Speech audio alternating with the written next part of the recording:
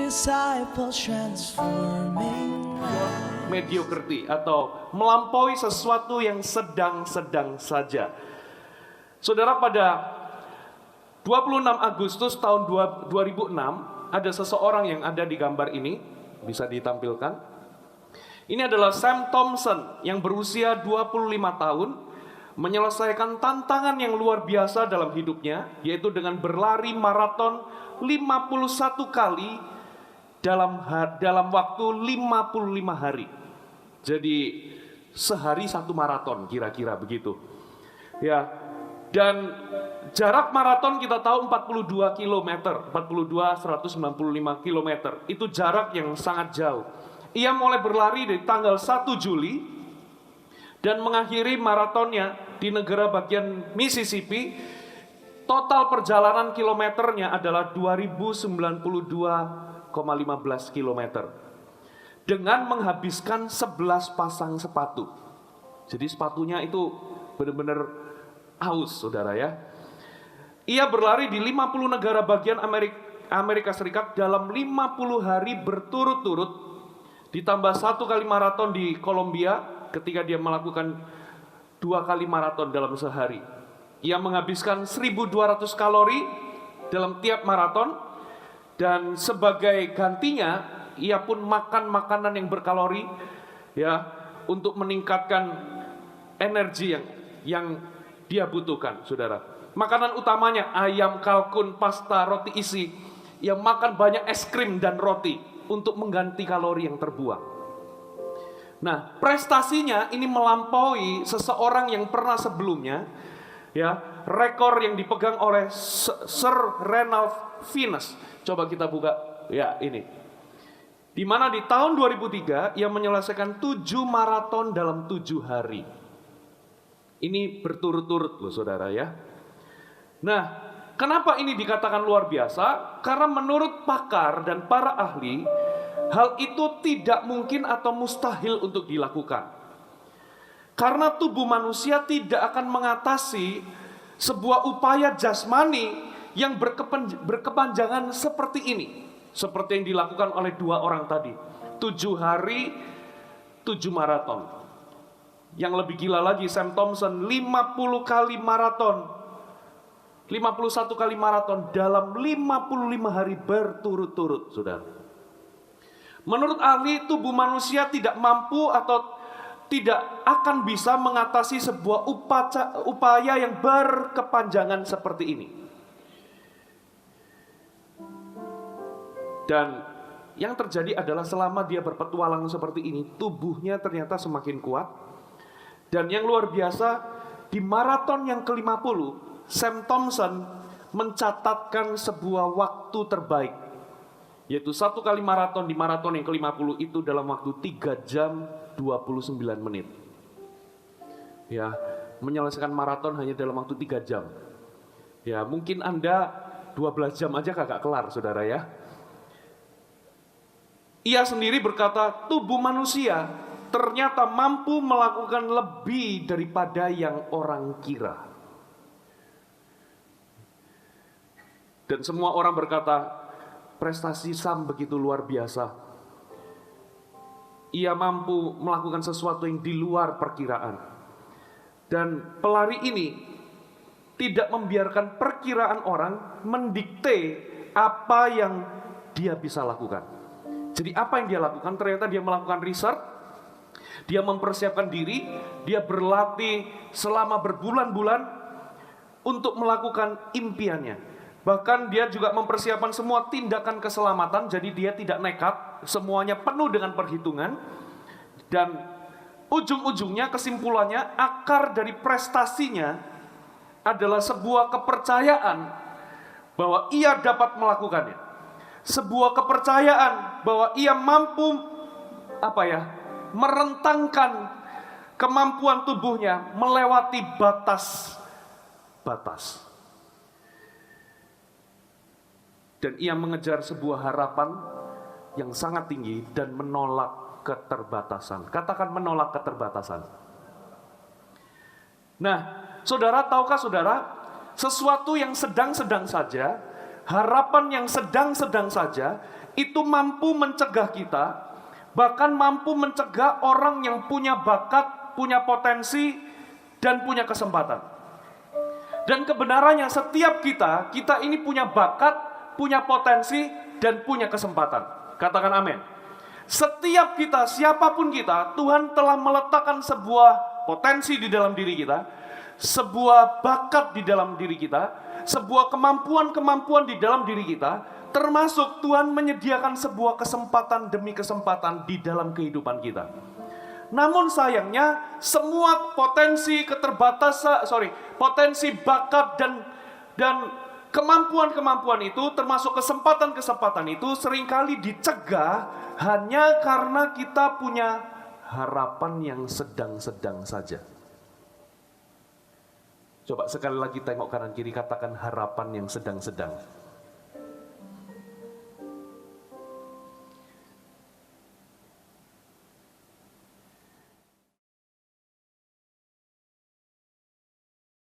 Dan seringkali kita yang punya harapan sedang-sedang, kita begitu yakin karena satu dan dua alasan, kita begitu yakin bahwa memang hal itu tidak dapat dilakukan. Ketika kita punya harapan yang sedang-sedang, kita ini somehow punya iman yang begitu tinggi bahwa memang hal-hal tersebut nggak bisa dilakukan. Dan kebenarannya saudara, siapapun dari kita, kalau kita bisa berkata kita bisa, atau sebaliknya kita nggak bisa, ternyata itu adalah sebuah kebenaran. Jadi kalau kita ngomong bahwa kita bisa, itu benar saudara. Dan kalau kita berkata kita nggak bisa, itu juga jadi kebenaran buat kita. Itu akan jadi kebenaran, bahwa memang kita nggak bisa. Nah pertanyaannya Bapak Ibu Saudara, bagaimana dengan hidup kita? Bapak Ibu Saudara, ternyata seringkali membatasi sesuatu, kita seringkali membatasi kita menerima yang terbaik dari Tuhan dalam kehidupan kita adalah ternyata harapan kita sendiri. Saya berdoa supaya di momen liburan ini kita break sejenak dari kesibukan, ketika Anda menikmati waktu-waktu bersama dengan keluarga, menikmati liburan, ketika Anda beristirahat. Bapak Ibu Saudara, saya menyampaikan ini, semoga ini menjadi bahan renungan kita. Kita stop sejenak untuk kita memikirkan ulang. Kira-kira hari ini, kehidupanku, kehidupan rohaniku, pekerjaanku, apapun yang Tuhan percayakan dalam kehidupan saya, apakah mengalami kemajuan? Apakah saya begitu jauh dari terobosan? Bagaimana dengan kehidupan pernikahanku? Bagaimana dengan pelayananku? Bagaimana dengan usaha yang Tuhan percayakan dalam kehidupanku? Apakah Tuhan itu betul-betul mau saya begini-begini saja? Tapi saya percaya Tuhan kita tidak begitu. Amin. Saudara, kita akan buka firman Allah dari 2 Raja-Raja 4 ayat 1. Kita buka dulu di Markus. Coba kita lihat, di sini akan terlihat ternyata harapan manusia dengan harapan Tuhan itu ternyata berbeda jauh. Coba kita lihat Markus pasal yang ke-6 ayat 45 sampai 52. Saya bacakan perlahan-lahan. Markus 6 ayat 45 sampai 52. Yang sudah ketemu katakan amin. Perhatikan, sesudah itu Yesus segera memerintahkan murid-muridnya naik ke perahu dan berangkat lebih dulu ke seberang. Katakan memerintahkan. Ke Betsaida, sementara itu ia menyuruh orang banyak pulang. Lihat saya sejenak, saya jelaskan ceritanya. Ceritanya Yesus setelah melakukan perjalanan, Yesus menggandakan 5 roti dan 2 ikan ketika melihat ada orang banyak. Di sana tercatat 5.000 laki-laki, belum termasuk perempuan dan anak-anak. Mereka mengikut Yesus tanpa membawa bekal, dan singkat cerita, Yesus berkata kepada murid-muridnya, untuk sediakan mereka makan. Tapi ternyata yang tersedia cuma 5 roti dan 2 ikan. Dan di situ Yesus melakukan mujizat. 5 roti dan 2 ikan itu dibagi-bagi tapi nggak habis-habis. Sehingga 5.000 orang laki-laki, belum termasuk perempuan dan anak-anak mendapatkan makanan sekenyang-kenyangnya, bahkan sampai ada sisa 12 bakul. Lalu setelah mujizat itu, saudara, Yesus segera memerintahkan murid-muridnya, karena itu posisinya di danau Tiberias, memerintahkan murid-muridnya untuk pergi ke seberang terlebih dahulu. Ya, lalu Yesus ngapain? Yesus ternyata ingin pergi ke lereng ke atas untuk berdoa. Coba kita lihat ayat 46. Setelah ia berpisah dari mereka, ia pergi ke bukit untuk berdoa. Ketika hari sudah malam, perahu itu sudah di tengah danau. Katakan di tengah danau. Berarti ini separuh perjalanan, belum sampai ke seberang, gitu ya. Ketika ia melihat betapa payahnya mereka mendayung karena angin sakal, maka kira-kira jam 3 malam, ia datang kepada mereka berjalan di atas air. Jam berapa? Jam 3 malam. Ia hendak, apa saudara? Coba kita baca sama-sama. Ia hendak melewati, bukan menolong. Katakan melewati. Jadi saya mau kasih contoh, bolehkah ada satu kursi bisa ditaruh di sini? Saudara, ternyata Yesus berjalan di atas air, melihat mereka kepayahan. Ya, taruh sini. Ya, taruh sini. Thank you. Perhatikan, ini misalnya perahunya. Yesus misalnya dari sini, memerintahkan murid-muridnya pergi ke seberang sana. Lalu Yesus berdoa. Nah, makanya tahun 2019 yang belum pernah ke Israel, ikut ke Israel. Supaya Anda tahu Danau Tiberias. Ya, Danau Tiberias itu luasnya itu 20 kali 13 km. Menurut ukuran danau itu tidaklah terlalu besar sebetulnya. Dan menuju ke seberang, dari sini ke seberang, ya, itu cuma memakan waktu kira-kira 2 jam. Itu paling maksimal. Dari ujung sini ke ujung sana. Dan waktu itu Tuhan Yesus kira-kira untuk menuju ke seberang itu kira-kira 6 km, saudara. Dari ujung sini ke sana. Ya, dan sebetulnya 6 km itu dalam waktu 1 jam, 2 jam itu bisa nyampai. Nah, apa yang terjadi? Murid-muridnya itu ternyata dari seberang ke sana itu kepayahan karena ada angin sakal. Saudara, di zaman itu, ya kalau ada angin itu langsung datang dari perbukitan gitu ya, itu mampu menggoncangkan air yang ada dan mampu membunuh para nelayan atau mampu merusak, menenggelamkan kapal. Jadi memang itu mengerikan, saudara, angin sakal itu. Ya, makanya Anda pergi tahun 2019 ke Israel supaya Anda bisa lihat. Nah, apa yang dilakukan Yesus? Perhatikan, Yesus menyuruh mereka itu kira-kira pada waktu hari tenggelam, matahari tenggelam, antara jam 6 sampai jam 8. Katakanlah mereka berangkat jam 8 malam. Ternyata sampai di tengah danau atau separuh perjalanan, ya, dikatakan Yesus datang itu jam 3 malam. Berarti jam 8 sampai jam 3 subuh itu berapa jam, saudara? 7 jam.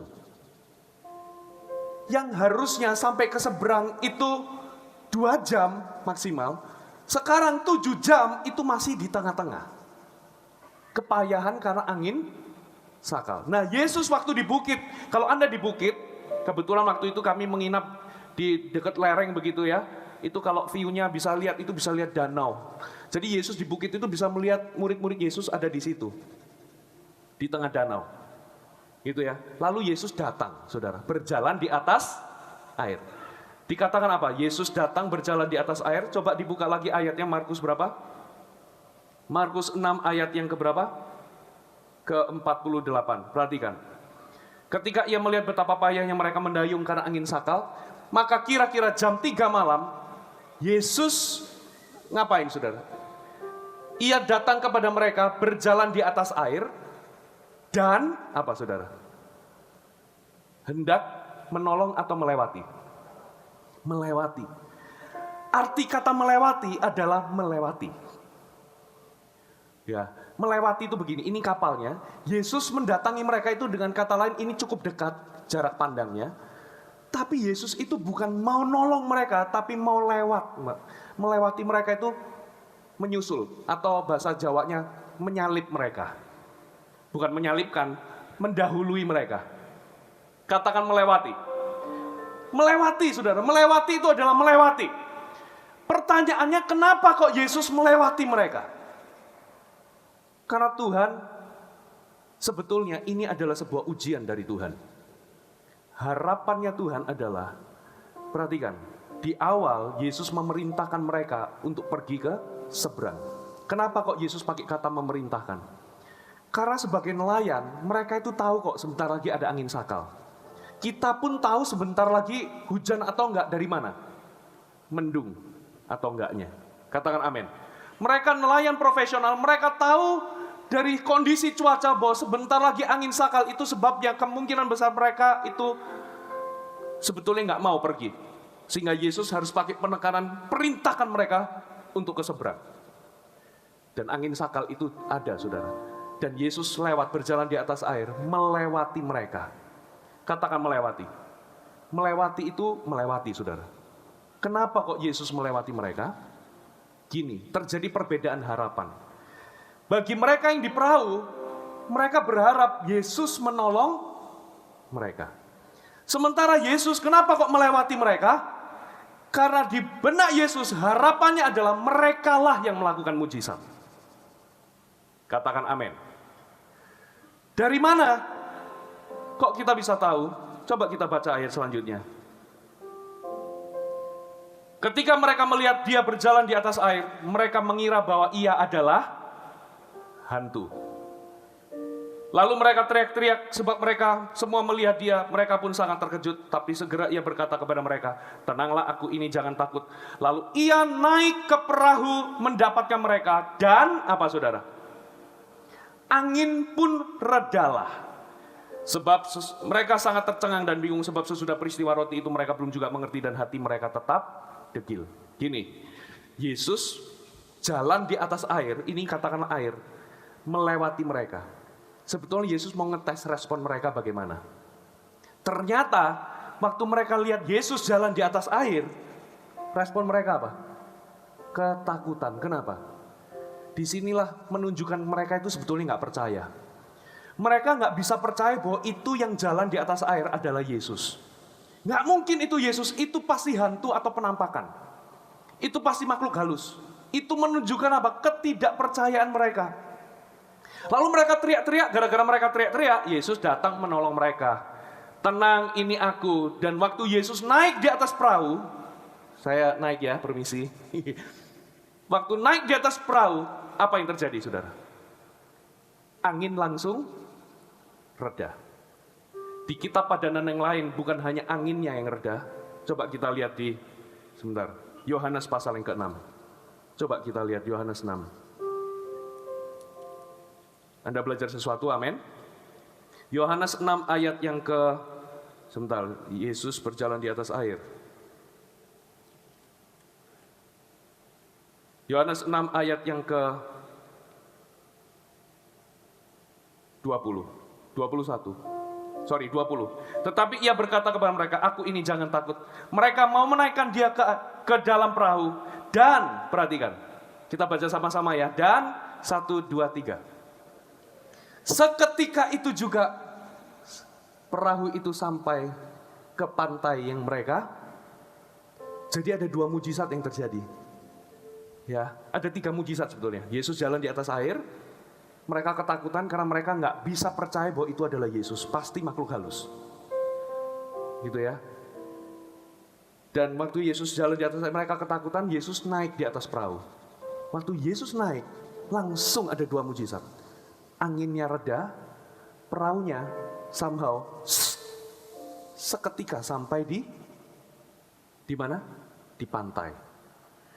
Nah, saudara perhatikan. Anda harus lihat sejarahnya. Murid-murid Yesus itu sudah melihat mujizat sebelum-sebelumnya. Murid-murid Yesus itu juga pernah melihat Yesus meredakan badai. Murid-murid Yesus pernah lihat ada orang gila langsung waras ketika setan-setan legion itu diusir. Murid-murid Yesus lihat penggandaan roti. Murid-murid Yesus juga lihat orang mati dibangkitkan. Murid-murid Yesus lihat perempuan yang jamah jubahnya langsung berhenti pendarahannya. Dan kali ini Yesus itu punya harapan. Yesus suruh mereka pergi ke seberang terlebih dahulu. Sebetulnya Yesus dan murid-muridnya tahu sebentar lagi akan ada badai, akan ada angin sakal. Mereka itu nelayan, makanya Yesus itu pakai penekanan, perintahkan mereka. Kemungkinan besar murid-murid Yesus itu nggak mau sebetulnya. Dan ketika mereka di tengah-tengah, Yesus lihat mereka payah. Yesus jalan di atas air. Yang mengejutkan, ternyata Yesus bukan mau menolong mereka, tapi justru mau melewati mereka. Kenapa? Di sini perbedaan harapan, saudara. Ya, di benak murid-murid harapannya cuman apa? Ya sudahlah, saya ini jadi orang yang ditolong Tuhan aja lah. Tapi harapannya Yesus adalah, Yesus somehow berharap mereka itu jalan di atas air, atau mereka meredakan badai, atau mereka membuat kapal ini sampai di tujuan dengan seketika. Katakan amin. Makanya Yesus bikin 3 mujizat itu. Yesus jalan di atas air. Di tengah-tengahnya untungnya ada satu orang, Petrus berkata, kalau memang itu engkau, izinkan aku datang. Yesus sama sekali gak menolak. Datang. Petrus jalan di atas air. Somehow Yesus berharap mereka itu meredakan badai. Katakan perbedaan harapan. Thank you, ini bisa Terima kasih ya. Bapak Ibu Saudara, kita itu seringkali punya harapan, ya sudahlah pokoknya begini-begini saja. Tapi Tuhan itu punya lebih dalam kehidupan kita. Ada amin? Tuhan ingin melakukan banyak hal melalui hidup kita. Bukan hanya untuk kita. Tuhan sedang melatih murid-muridnya. Ternyata Tuhan melatih murid-muridnya untuk beroperasi di dalam mereka lah yang harus mengerjakan mujizat itu. Tapi seringkali harapan kita adalah sedang-sedang saja. Saya mau jadi orang Kristen yang cuma ditolong Tuhan saja. Oh, kita pasti, saudara, semua orang kita pasti butuh pertolongan Tuhan. Katakan amin. Tapi Tuhan tidak mau kita berada di level itu. Tuhan punya harapan yang lebih tinggi. Tuhan ingin kita melayani. Tuhan ingin kita yang melakukan mujizat. Tuhan ingin bekerja melalui kita. Katakan amin. Dan itu bagian yang terbaik yang Tuhan inginkan dalam diri murid-muridnya. Yesus hendak melewati mereka, karena Yesus sedang melatih mereka untuk mereka melakukan mujizat. Ada amin? Nah, inilah yang dinamakan perbedaan harapan, saudara. Dan Tuhan inginkan kita untuk tidak menjadi rata-rata. Tuhan ingin kita bertumbuh. Tuhan tidak mencari orang yang sempurna, tetapi Tuhan ingin kita bertumbuh. Katakan amin. Coba kita lihat satu cerita lagi. 2 Raja-Raja 4 ayat 1 sampai 7. Anda masih bersama dengan saya? 2 Raja-Raja 4.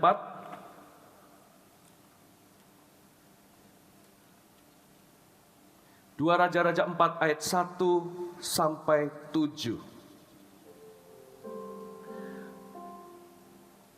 Judulnya minyak seorang janda. Salah seorang dari istri-istri para nabi mengadukan halnya kepada Elisa sambil berseru, "Hambamu, suamiku sudah mati. Dan engkau ini tahu bahwa hambamu ini takut akan Tuhan. Tetapi sekarang penagih hutang sudah datang untuk mengambil kedua orang anakku menjadi budaknya." Jawab Elisa kepadanya, "Apakah yang dapat kuperbuat bagimu? Beritahukanlah kepadaku apa-apa yang kau punya di rumah." Berkatalah perempuan itu, "Hambamu ini tidak punya sesuatu apapun di rumah, kecuali sebuah buli-buli berisi minyak."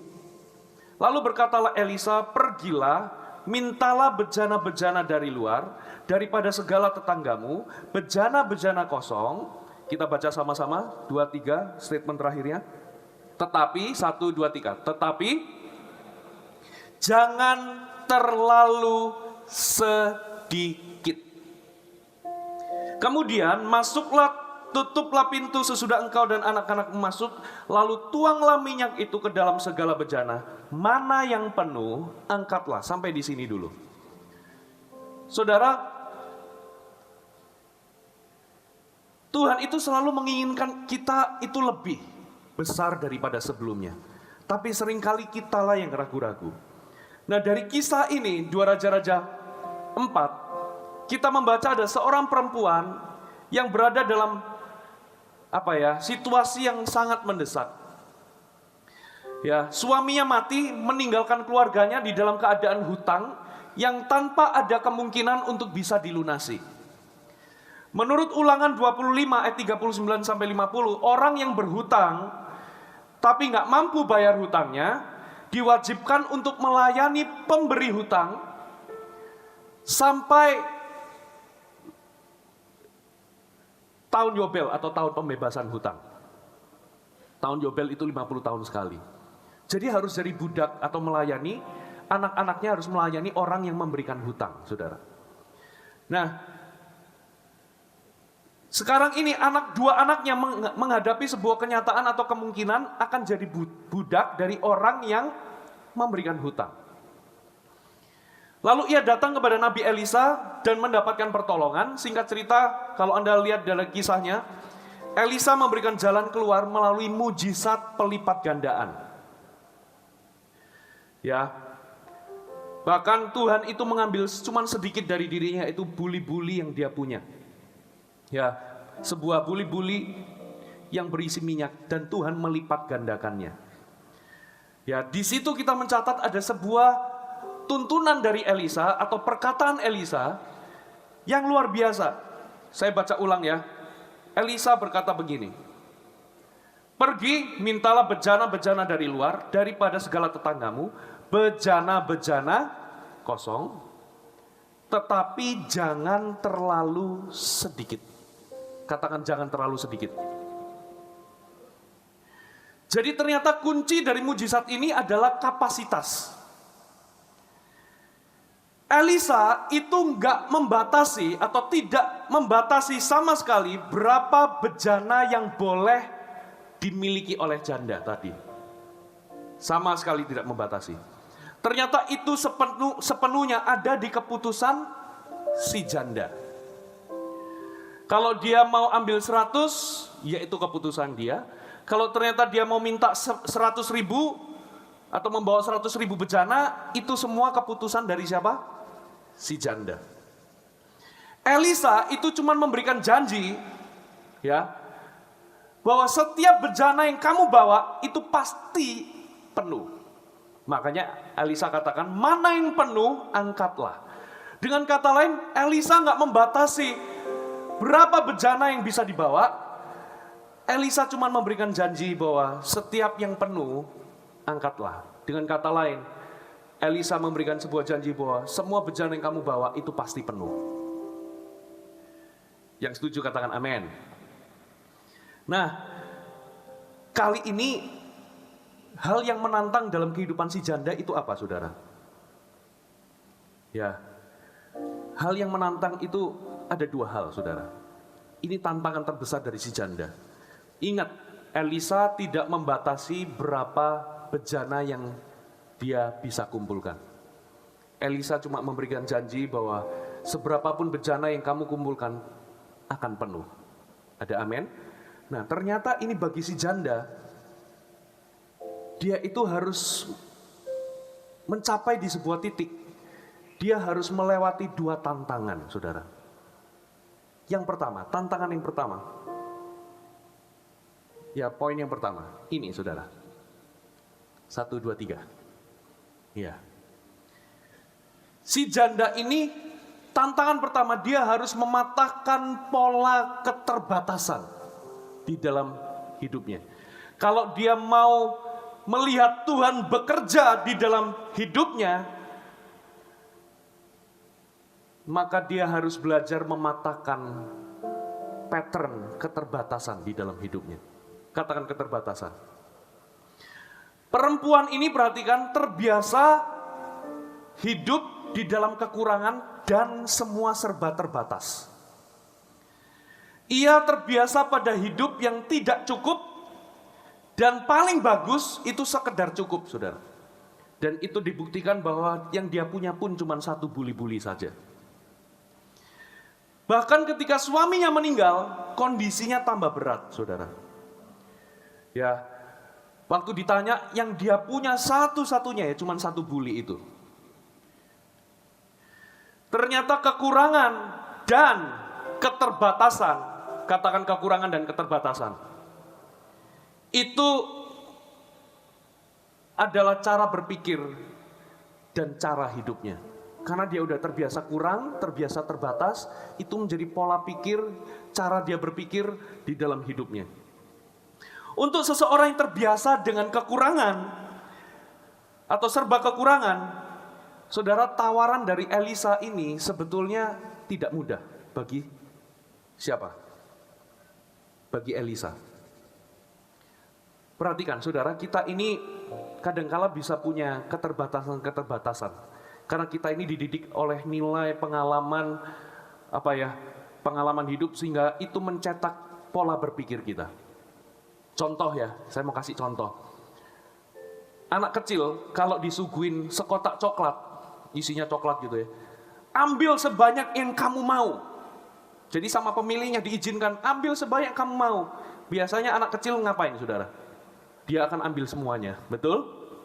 Tapi kalau orang dewasa seperti kita disuguhin coklat, pemiliknya berkata, ambil sebanyak yang kamu mau. Biasanya Anda ambil berapa, saudara? 1. Kenapa, saudara? Karena kalau kita ambil semuanya, kita nanti dikira rakus.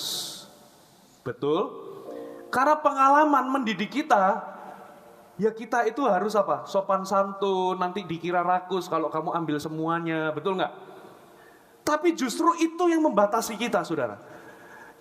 Kita akan rakus kalau pemiliknya ngomong, ambil satu aja, lalu Anda ambil semuanya. Itu rakus, saudara. Tapi ini pemiliknya ngomong, ambil seberapa banyak yang kamu mau. Sebetulnya itu sudah free offer gitu ya. Ambil, itu kayak cek kosong. Nah biasanya kita apa, saudara? Ngambil cuma 1. Takut dinilai apa? Rakus. Nah, ini yang saya katakan, seringkali kita sama Tuhan juga seperti itu.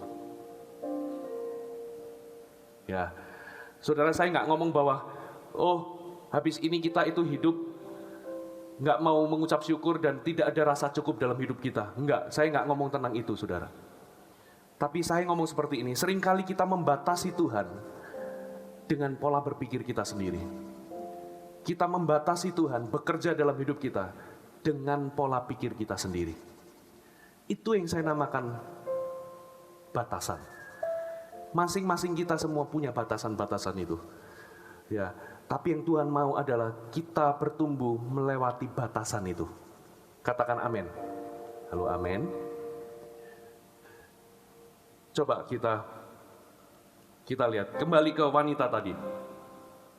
Saudara, wanita ini terbentuk dalam pola keterbatasan yang ditempa dari pengalaman dia yang serba kekurangan, gitu ya. Lingkungannya, kepercayaannya, bahkan teman-temannya juga mungkin berkata, mana mungkin kamu begini, kamu itu begini, kamu begitu.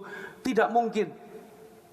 Ya, dan tantangan yang dia hadapi adalah, sekarang ini, tantangan terbesar yang dia hadapi adalah di area mengumpulkan bejana. Katakan mengumpulkan bejana. Kenapa, saudara? Karena untuk mengumpulkan bejana, dia harus bebas dari pola keterbatasan yang ada di cara berpikirnya. Katakan pola keterbatasan. Pola kekurangan yang menjadi cara hidupnya. Saudara, orang yang kekurangan biasanya ya semuanya serba sedikit, mengharapkan sedikit, ya tidak berani mengharapkan yang besar, ya sudah sedikit karena dia dicetak dengan keterbatasan-keterbatasan dari pengalaman hidupnya. Nah kali ini Elisa itu cuma kasih sebuah clue. Kumpulkan bejana-bejana kosong. Jangan terlalu sedikit. Katakan amin. Katakan jangan terlalu sedikit.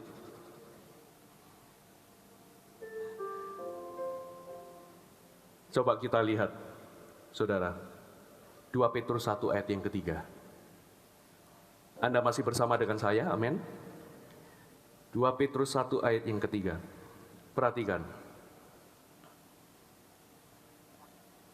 Karena kuasa ilahinya telah menganugerahkan kepada kita. Katakan telah menganugerahkan. Menganugerahkan kepada kita segala sesuatu yang berguna untuk hidup saleh. Melalui atau oleh pengenalan kita akan Dia yang telah memanggil kita oleh kuasa-Nya yang mulia dan ajaib. Ternyata segala sesuatu yang kita perlukan untuk bertumbuh, segala sesuatu yang kita perlukan untuk kita hidup saleh, bertumbuh maksimal, itu Tuhan sudah berikan di dalam kita. Katakan amin. Tuhan sudah anugerahkan di dalam kita.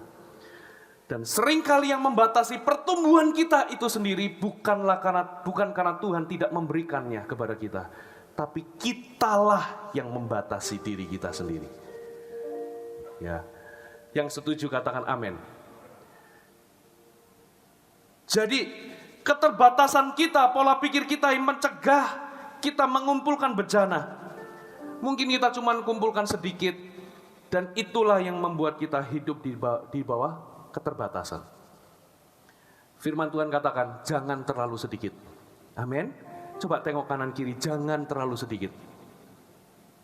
Jadi perempuan ini harus mematahkan pola ini.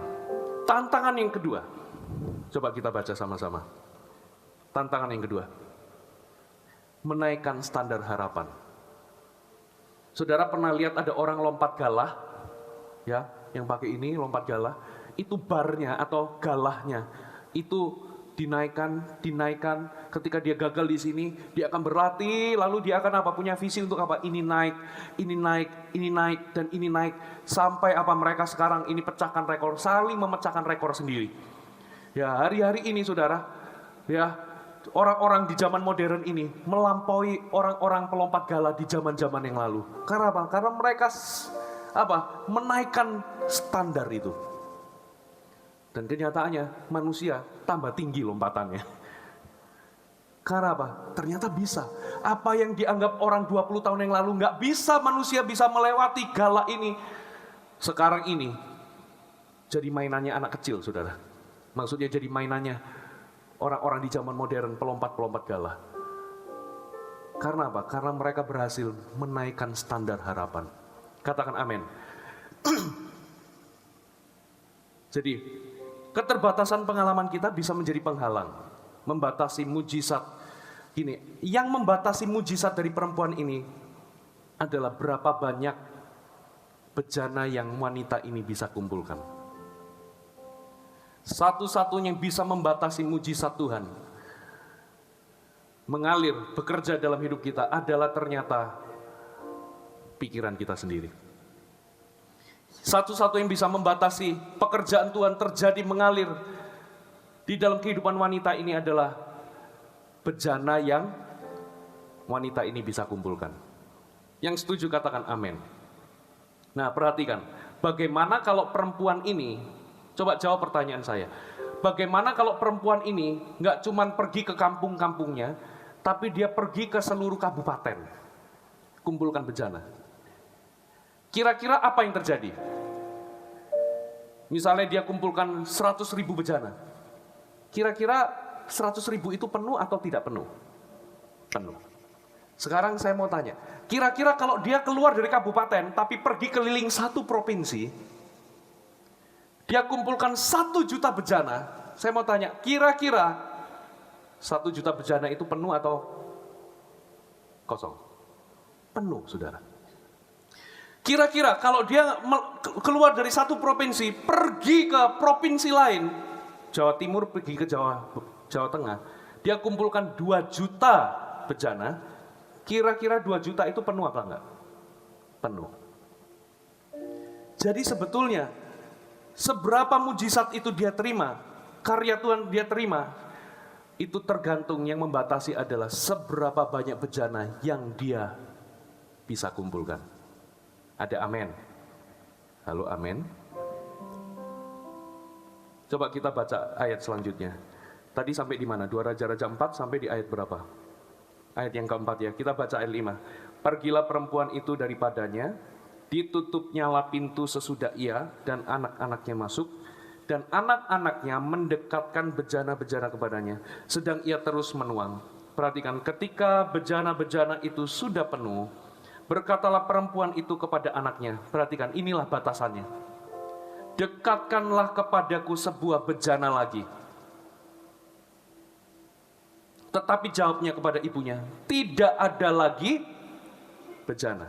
Lalu kita baca sama-sama, 1, 2, 3. Berhentilah minyak itu mengalir. Saya mau tanya, saudara, mujizat itu berhenti karena Tuhan kehabisan minyak?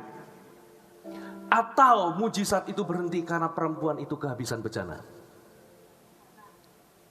Jadi kalau dia bisa kumpulkan lebih, minyak itu mengalir enggak?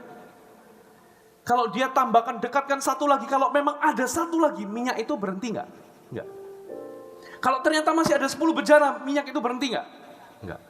Kalau ternyata masih ada 20 bejana, minyak itu berhenti enggak? Enggak. Dengan kata lain, Tuhan tidak pernah kekurangan minyak. Tapi kitalah yang kekurangan bejana. Halo, amin. Nah, jadi saudara, hal yang kedua, tantangan kedua yang perempuan ini ternyata hadapi adalah dia harus menaikkan harapan. Ada amin Bapak Ibu Saudara? Ternyata perempuan ini sebetulnya, dari sini kita bisa tahu saudara. Perempuan ini sebetulnya berharap dia ditolong, hutangnya lunas. Betul ya? Tapi ternyata Tuhan itu ingin melakukan lebih dari sekedar menolong melunasi hutangnya. Ternyata saudara, Alkitab katakan apa? Coba kita lihat ayat selanjutnya. Lihat ayat yang ke-7. Kemudian pergilah perempuan itu memberitahukannya kepada abdi Allah, dan orang ini berkata, pergilah, jualah minyakmu, minyak itu, bayarlah hutangmu. Coba lihat, itu titik atau koma? Itu titik atau koma? Bayar hutangmu, koma, hidup dari lebihnya. Engkau serta, ternyata harapannya Tuhan itu bukan sekedar melunasi hutangnya. Tuhan berharap lebih dari itu. Katakan amin. Wanita ini berharap minta tolong sama Elisa, utangnya lunas. Ternyata Tuhan itu lebih daripada harapan wanita ini. Itu sebabnya bagi kita, Tuhan ingin melakukan lebih banyak dari hidup kita. Cuman seringkali yang membatasi kita, Tuhan bekerja melalui kita adalah kita sendiri. Ternyata Tuhan yang kita kenal itu nggak cuman di konteks wanita ini, nggak cuman ingin membayar lunas hutangnya, tapi Tuhan ingin wanita ini hidup dari lebihnya. Ada amin. Tuhan juga sama. Tuhan punya sesuatu yang lebih dalam hidup Anda. Tuhan gak mau Anda puas dengan level Anda hari ini. Ketika Anda melayani, Tuhan ingin Anda sesuatu yang lebih di depan sana. Tuhan ingin saudara mengharapkan lebih dari Tuhan. Tuhan tidak mau Anda stagnasi di dalam pertumbuhan rohani Anda. Tuhan ingin Anda lebih. Katakan amin. Tapi untuk Anda bisa melihat Tuhan mengalir, bekerja dalam hidup Anda, saudara terlebih dahulu harus mematahkan pola keterbatasan. Yang kedua, saudara harus menaikkan standar impian Anda. Katakan amin. Tuhan gak mau Anda sedang-sedang saja. Amin saudaraku. Coba kita lihat Efesus 3 ayat 20. Efesus pasal yang ketiga ayat 20. Mari kita baca ayat ini. Bagi dialah, saya ulangi, bagi dialah yang dapat melakukan jauh lebih banyak. Saya ulangi, bagi dialah yang dapat melakukan jauh lebih banyak daripada yang kita doakan atau pikirkan. Seperti yang ternyata dari kuasa yang bekerja di dalam kita. Jadi Tuhan itu lebih jauh dari apa yang kita doakan maupun pikirkan. Kalau kita berdoa A dan memikirkan A, ternyata Tuhan itu mampu melakukan lebih dari apa yang kita doakan maupun pikirkan. Tapi kenapa kok kita nggak bertumbuh? Kenapa kok kita stagnasi? Kenapa kok kita nggak melihat Tuhan bekerja dengan lebih dalam hidup kita? Bukan karena Tuhan tidak mampu mengerjakan lebih, tapi kitanya yang tidak berani berdoa dan memikirkannya. Bagaimana Tuhan bisa melakukan lebih dari yang kita doakan sementara kita saja belum berani berdoa? Bagaimana Dia bisa melakukan lebih dari yang kita pikirkan sementara kita berpikir, berharap, bermimpi aja tidak berani. Sehingga kita tidak melihat yang lebih dari Tuhan itu. Ada amin, Bapak Ibu Saudara? Pak Fuji, saya ini sudah mungkin umurnya sudah 65-70 tahun. Ya sudahlah, begini-begini saja. Mana bisa sih Tuhan pakai saya? Mana bisa sih saya akan melihat usahaku bisa diberkati dan saya bisa menjadi berkat bagi orang lain? Orang saya umurnya sudah begini, kitalah yang membatasi diri kita sendiri. Tapi Tuhan ingin melakukan lebih dalam hidup kita. Katakan amin. Kolonel Sanders itu adalah seseorang yang ditolak resepnya, ditolak sana sini. Dia ajukan resep buatannya ini di restoran-restoran, ditolak sana sini karena mereka berkata bahwa tidak mungkin resep ini laku. Di usia yang ke-70 tahun, saudara, rambutnya sudah memutih, dia sudah sangat tua. Seharusnya dia bisa pensiun saja. Tapi dia ciptakan sebuah resep karena dia pernah bekerja di dapur dan lalu dia ciptakan itu, saudara. Lalu dia coba tawarkan, tidak ada satupun restoran yang akan berkata, ini pasti nggak punya masa depan. Mana ada orang makan ayam goreng resep buatanmu. Akhirnya singkat cerita, karena semua restoran menolak dia buka usaha fried chicken kecil-kecilan, saudara. Dan di luar dugaan, saudara, sampai orang Indonesia pun suka Kentucky Fried Chicken. Anda pun suka Kentucky Fried Chicken. Saya dulu waktu kecil, kalau papa saya beli Kentucky, waduh senangnya. Makan nasinya bisa nambah 3 kali, saudara. Kenapa? Enak sekali. Betul atau betul, saudara? Dan hari ini franchise-nya di seluruh dunia pasti ada Kentucky Fried Chicken. Bahkan di lorong-lorong, di gang-gang kecil, ditembak pakai tulisan KENTAKI. Ada kan? Mirip-mirip namanya, ditembak semua di lorong-lorong, di gang-gang begitu. Saudara, ternyata Tuhan bisa mengerjakan lebih asal kita berani berpikir, berani bermimpi, dan menaikkan harapan kita. Katakan amin. Tuhan tidak mau Anda sedang-sedang saja. Tuhan tidak mau Anda stagnasi. Tuhan punya sesuatu yang lebih dalam hidup Anda. Pikirkan, di momen liburan ini, coba pikirkan. Saudara, Tuhan sudah menanamkan potensi, kemampuan, kesempatan. Tuhan ingin memakai itu menjadi alat kemuliaannya. Tapi seringkali kita lah yang membatasi mujizat itu. Halo, amin. Saudara, saya coba cerita sedikit dari pengalaman saya. Saya tahun 2012, ini dalam konteks pelayanan saya ya. Saya bermimpi, waktu itu tahun 2012 kami punya 80 connect group. Ini dalam konteks saya. Tuhan, waktu itu saya bermimpi, saya mau punya 200 connect group. Tahun 2012, kecapaian, saudara. Kami mengangkat 100 pemimpin-pemimpin bersamaan di tahun 2012. 2012. Yang saya kira nggak mungkin ternyata bisa terjadi. Jadi 80 tambah 100 jadi 180. Ya sudahlah, impian saya 200 tapi saya cuma punya 180. Saya bermimpi lagi waktu saya hitung-hitung, saya berdoa, Tuhan, saya ingin 400 pemimpin kelompok sel yang kami bangkitkan. Tapi rasanya nggak mungkin waktu itu. 400, aduh kayaknya kapan ini? Tapi saya berani memimpikannya, saya berani memikirkannya. Dan hari ini, di bulan ini saudara, ada 200 pemimpin kelompok sel lahir. Ya, beri tepuk tangan buat Tuhan. Di total ada 400 sekian. Saya waktu noleh ke belakang, Tuhan, saya dulu bahkan gak berani bermimpi. Saya takut kalau kebanyakan pemimpin nanti perpecahan terjadi. Nanti ribet ini. Kok sekarang bisa ada 400 yang dulu saya momok? Kok saya sekarang bisa melihatnya? Itu jadi kenyataan. Dan hari-hari ini saya bermimpi.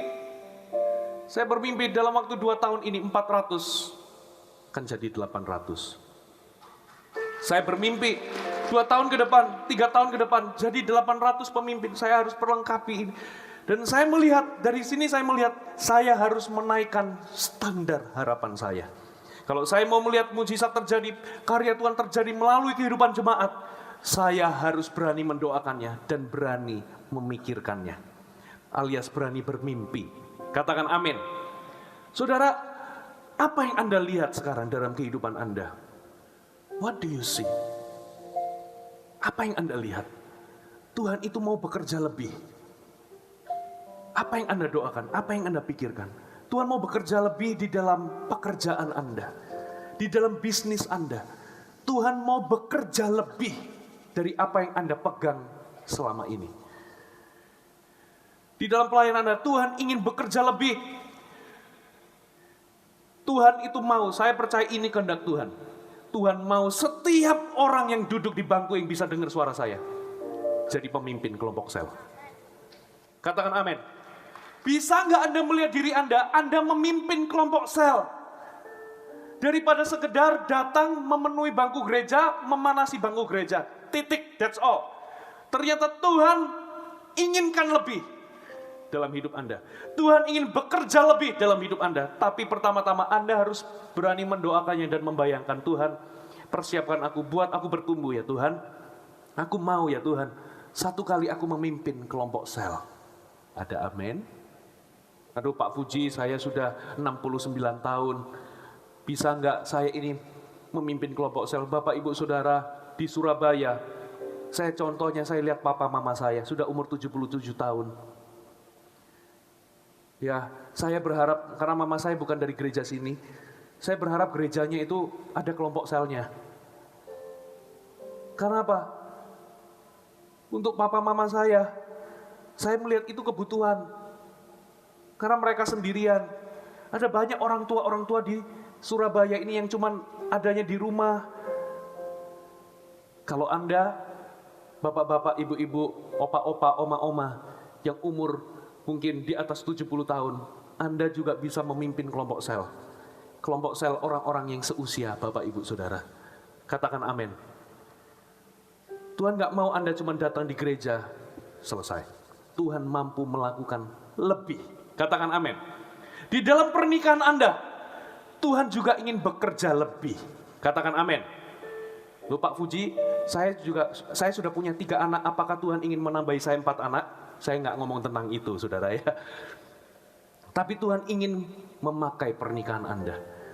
Tuhan tidak mau sekedar Anda punya pernikahan yang bahagia, tapi Tuhan ingin memakai pernikahan Anda jadi berkat buat pernikahan orang lain. Ada amin? Tapi Anda terlebih dahulu harus berani mendoakannya dan memikirkannya. Pak Fuji, saya nggak sempurna. Memang tidak ada pernikahan yang sempurna. Yang ada adalah pernikahan yang bertumbuh. Ada amin, Bapak Ibu Saudara? Saya berharap ini semua jadi pemimpin. Siapa yang belum pernah pelayanan, melangkah melayani. Siapa yang hari ini bahkan berpikir jadi usher aja nggak berani. Hari ini berani berpikir, Tuhan, apa yang aku bisa berikan dalam hidup ini? Aku mau bermakna hidup ini. Kalaupun itu jadi usher, aku mau. Karena jadi usher itu penuh dengan makna, saudara. Katakan amin. Bayangkan, saudara, Anda jadi usher. Setiap kali orang datang, Anda pakai ini ekspresi marah. Kira-kira orang yang masuk moodnya menyembah Tuhan bisa nggak, saudara? Nggak bisa. Karena apa? Sudah jengkel duluan gara-gara yang terima. Merasa nggak disambut dengan ramah, susah untuk masuk dalam hadirat Tuhan. Karena apa? Hatinya apa? Terluka. Nah, berarti kalau orang bisa terluka gara-gara Anda marah, orang bisa merasakan damai sejahtera ketika Anda sambut. Orang mungkin bertengkar sebelum datang di sini, mereka bertengkar suami istri di mobil. Mereka datang dengan cemberut, ketika Anda sambut, ketika Anda ucapkan shalom, damai sejahtera turun. At least dari wajah yang pucat, dari wajah yang cemberut, gara-gara Anda senyum, dia balas senyum, saudara. Ketika dia tersenyum, dia duduk dengan perasaan apa? Lebih lega. Masuk dalam hadirat Tuhan. Jangan remehkan asyir. Katakan amin.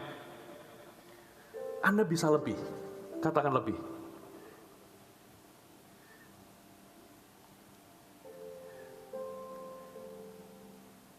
2 Raja-Raja 4 ayat 6, lalu minyak itu berhenti mengalir. Mari kita tutup Alkitab kita.